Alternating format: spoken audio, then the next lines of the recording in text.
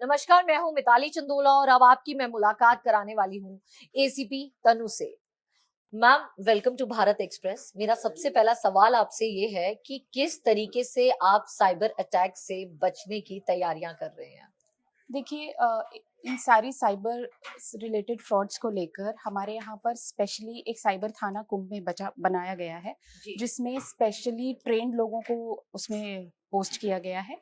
जो जी। जितने भी 56 थानाज हैं हमारे कुंभ में, उनमें सब में एक साइबर हेल्प डेस्क बनी हुई है, जी। जिसमें 3 शिफ्ट्स में कांस्टेबल्स जो कि साइटरिन ट्रेंड है, उनको इससे आर्म करके पोस्ट किया गया है। यहाँ पर एक ना बहुत इम्पोर्टेंट सवाल है मेरा। जब भी इस तरीके के भव्य महा आयोजन किए जाते हैं, तो जो हैकर्स हैं वो एक्टिवेट हो जाते हैं।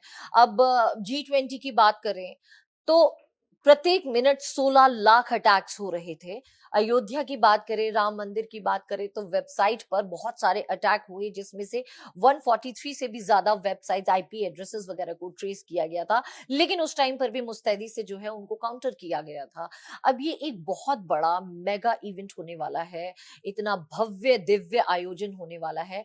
यहाँ पर पासेस को लेके अगर मैं बात करूं, यहाँ पे डिजिटल ऑनलाइन दर्शन की बात करूं, तो कई फ्रॉडगिरी चल रही है। आपको हम एंट्री करा देंगे, उसके लिए क्यूआर कोड दीजिए। आपका अभी कुंभ का दौर चल रहा है, लेकिन उससे पहले ही ठगी का दौर, साइबर क्रिमिनल्स एक्टिवेट हो चुके हैं। कितना बड़ा चैलेंज है, क्योंकि आम जनता भोली भाली होती है, दर्शन बाद में करेगी, उससे पहले ठगी का शिकार हो रही है।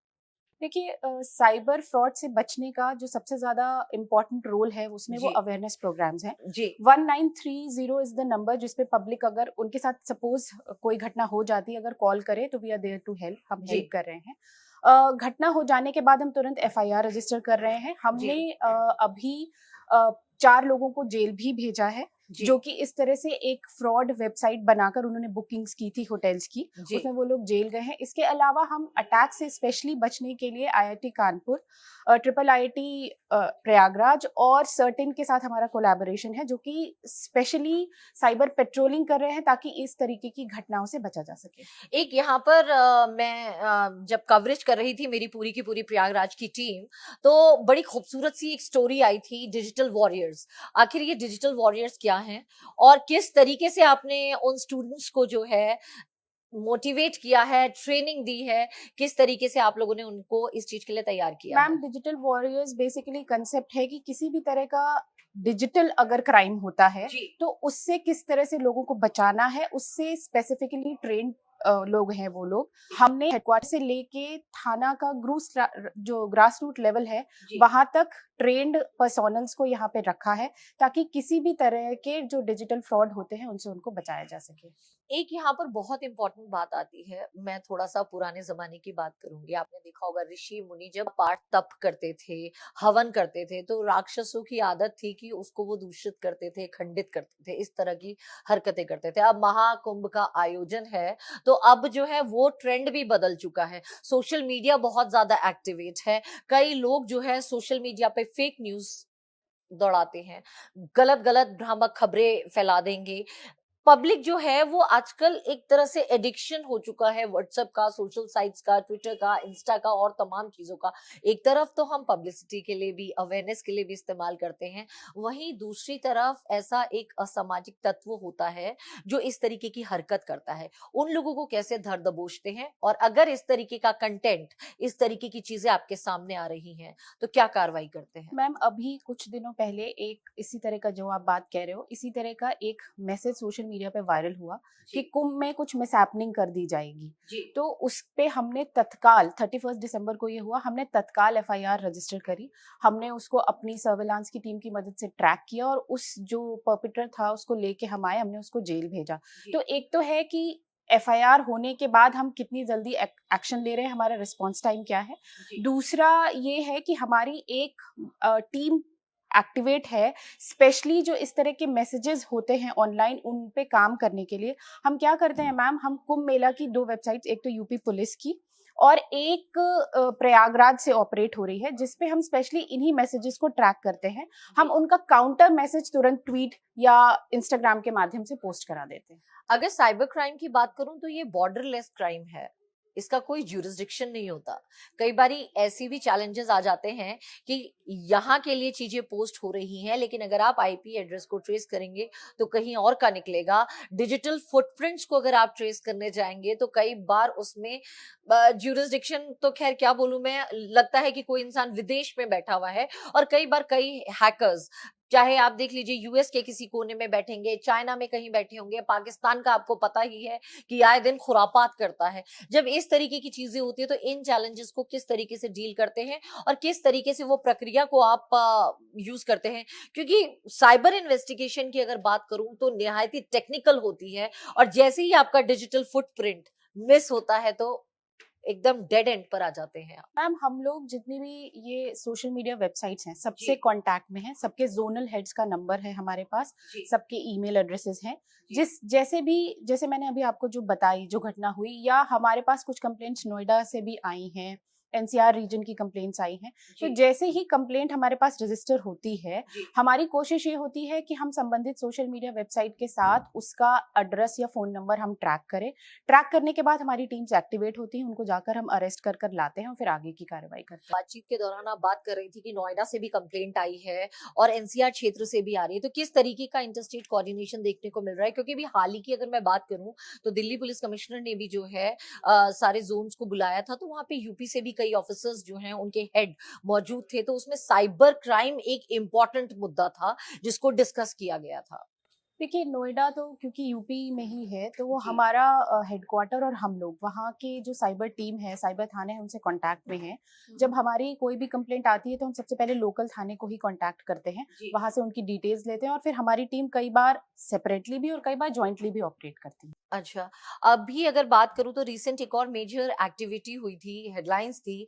अभी माननीय गृह मंत्री शाह जी, उत्तर प्रदेश के मुख्यमंत्री योगी आदित्यनाथ जी को बुलाया था, वो अपनी पूरी टीम को लेके गए थे, समीक्षा बैठक हुई, उसमें कुंभ जो है एक अहम मुद्दा था। और जिस तरीके की सिक्योरिटी अरेंजमेंट्स होनी चाहिए उन तमाम विषयों पर चर्चा हुई थी, लेकिन सबसे ज्यादा कंसर्न था इस बाउंड्रीलेस क्राइम, साइबर क्राइम को लेके कि किसी तरीके की कोई चीज ना हो जाए। तो अभी ये जो मीटिंग्स हुई हैं हाल ही में, इसके बाद क्या कुछ और चीजों को आप लोगों ने एड ऑन करा है? देखिए सबसे बड़ा जो थ्रेट है वो साइबर सिक्योरिटी को लेकर है। जी। तो साइबर सिक्योरिटी को लेकर हमारा हेडक्वार्टर लेवल पर और डिपार्टमेंटल लेवल पर साइबर पेट्रोलिंग चल रही है। जैसे कि हाँ। फुट पेट्रोलिंग होती है फील्ड पर, जी। उसी तरह से साइबर हैकर्स को रोकने के लिए साइबर पेट्रोलिंग चल रही है। इसके अलावा हमने अपने लेवल पर ये किया है मैम कि हमने अभी तक जितनी हमें लग रहा था कि फेक वेबसाइट्स हैं, हमने उन सब की रिपोर्ट, ऑलमोस्ट 40 वेबसाइट्स की हमने टेक डाउन रिपोर्ट हेडक्वार्टर को भेजी है। प्रयागराज सेल ने भी और हमारे साइबर थाना सेल ने भी। तो इस तरह से हम उनको मॉनिटर कर रहे हैं। आई4सी जो है दिल्ली में, वो ऑल ओवर इंडिया इस चीज पर काफी ज्यादा नजर बनाए रखता है। तो क्या कोई ऐसा कोऑर्डिनेशन है स्पेशली कुंभ को लेकर कि वहां से भी जो है आप लोगों को सपोर्ट सिस्टम मिले, ताकि ये जो फेक वेबसाइट्स की आप बात कर रहे हैं, क्योंकि भी आई4सी के माध्यम से भी अभी होम मिनिस्ट्री की भी रिपोर्ट आई है, कई फेक वेबसाइट्स को उन्होंने बैन किया है और कई और भी सोशल प्लेटफॉर्म्स को बैन किया है, जहां से ये उम्मीद थी कि वहां पर जो है टेररिज्म की गतिविधियों को एक्टिवेट किया जा रहा है या फेक न्यूज बनाई जा रही है। तो क्या कोऑर्डिनेशन है आपका जो है? हमारा कोऑर्डिनेशन मैम सेंट्रल लेवल पर सर्टिन के साथ है, जो जी। कि साइबर इमरजेंसी रिस्पांस टीम है इंडियन गवर्नमेंट का। जी। उनके साथ हमारा कोऑर्डिनेशन है, वो बेसिकली हमारे साथ काम कर रहे हैं। जी।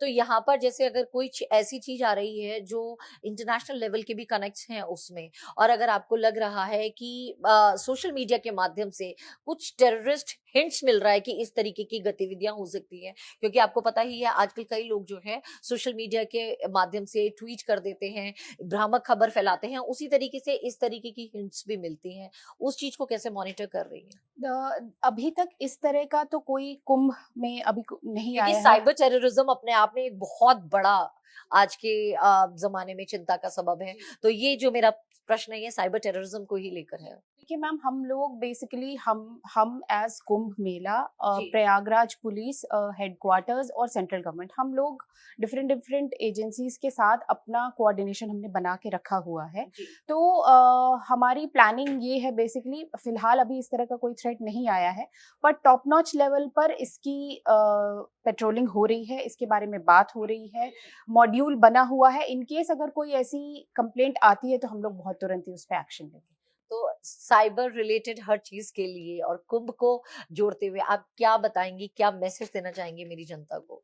देखिए, पब्लिक से हम लोग एज सिक्योरिटी करने वाले संस्था के रूप में मैं पब्लिक से सिर्फ ये अपील करना चाहूँगी कि क्योंकि हम लोग साइबर का मैम ने बातचीत की है साइबर के बारे में, साइबर फ्रॉड के बारे में, तो हम आपसे सबसे तो मेरी अपील ये रहेगी कि आप लोग किसी भी तरह की जो फेक वेबसाइट्स हैं जिनमें कुंभ में बुकिंग के नाम पे फ्रॉड हो रहा है, तो प्लीज़ उनको उनकी ऑथेंटिक उसको चेक करके ऑथेंटिसिटी तभी आप उस पे बुकिंग करें। अगर कोई गलती से आपको लगता है कि ये फेक है तो प्लीज़ 1930 पे कॉल करें। ये 24/7 इमरजेंसी नंबर है जिस पे आपकी सारी कंप्लेंट्स रजिस्टर की जाएँगी। इसके अलावा मैं आपसे और ये बात कहना चाहती हूँ कि यूपी गवर्नमेंट की 2 वेबसाइट्स हैं जिस पे आप जाकर सारे होटल्स, सारे जो टेंट्स हैं उनके बारे में जानकारी प्राप्त कर सकते हैं। kumbh.gov.in और एसटीडीसी की एक वेबसाइट है, इन पे जाके आप जानकारी प्राप्त कर सकते हैं। और अगर आपको कोई प्रॉब्लम होती है तो आप हम लोगों से कभी भी संपर्क कर सकते हैं। तो मेरा आप सभी से निवेदन है कि प्लीज़ कुंभ में आइए और यहाँ पर आकर शाही स्नान का ज़रूर लाभ उठाइए। अगर आप अलर्ट रहेंगे तो आपके साथ कोई फ्रॉड नहीं हो पाएगा, और अगर हो जाता है, आप किसी की गिरफ्त में चपेट में आ जाते हैं, तो आप तत्काल प्रभाव से पुलिस और प्रशासन से तुरंत सहयोग कीजिए, उनसे मदद मांगिए, उनको अपनी यथा व्यथा बताइए और लिखित रूप में शिकायत दीजिए। वैसे मैं हर बार जैसे कहती हूँ तो इस बार भी आपसे कहूंगी, internet never forgets and never forgives. Cyber hygiene mandatory for all. एक बार साइबर पुलिस के लिए और महाकुंभ के लिए मुस्तैदी से तैनात हर पुलिसकर्मी के लिए मेरी जनता बोलेगी, जय हिंद, जय भारत।